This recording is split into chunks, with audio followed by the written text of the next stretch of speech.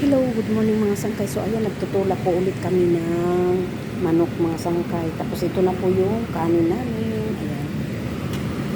Kasi mga ilang araw na rin po kami hindi nakakapag tinula ng manok. So namimiss namin yung mga sangkay. So ayan, di ba? Yummy, yummy siya mga sangkay kasi kumpleto talaga yung sangkap niya, di ba? Yan, so kumukulo na siya mga sangkay. Papalambutin na lang natin yung manok. Ay, tsadan!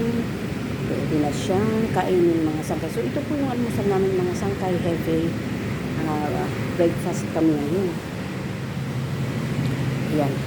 Since wala kaming cabbage dito, so ito na lang na lettuce ang ilalagay namin para may kulay din siya.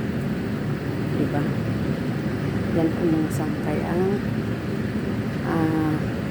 optional lang naman siya mga sangkay, pero wala kasi kami ibang gulay na pwedeng ilagay, kaya social kami ngayon kasi lettuce na lang yung lalagay namin gulay, diba? Ganyan siya kaganda mga sangkay. So ayan, papalambutin na lang po natin mga sangkay.